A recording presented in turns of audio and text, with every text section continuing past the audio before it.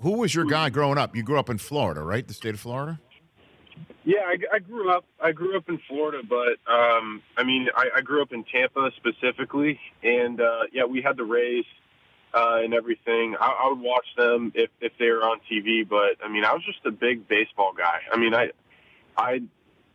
consider myself kind of a baseball junkie. I spent more time playing it than watching, but I mean, growing up, I had some. I kind of went through certain stages of my life because.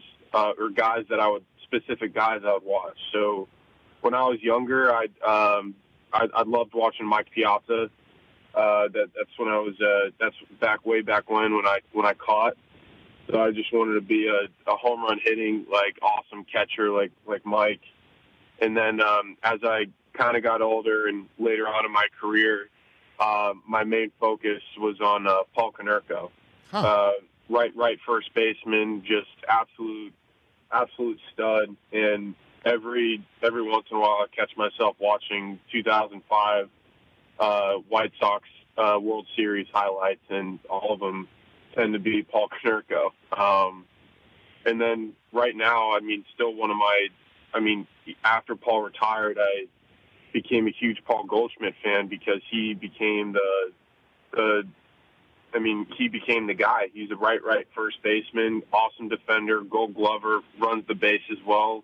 Not only hits for power, but hits for average, and he's such a complete player. And for me, Paul Goldschmidt's the standard of what a good first baseman should be. So I want to be like him.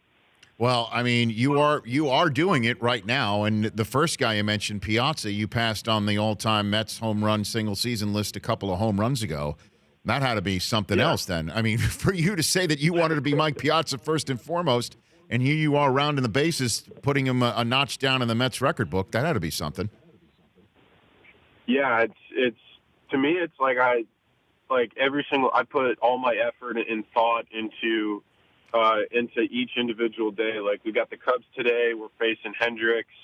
So all my preparations can be based on the specific pitcher and catcher combination we got going on. And I feel like that, to me, I'm extremely humbled, but I'm really not going to truly understand until like after the year is over. Because right now it's like every single day I got a job to do. My job is to try and study the guy on the mound and try and do whatever I can to gain an edge and beat him tonight. Because we got the Cubs. We're in a tight race right now for the wild card, and I just want to do everything I can. But I feel like that it's really not going to truly like settle in until like the dust is settled after the year.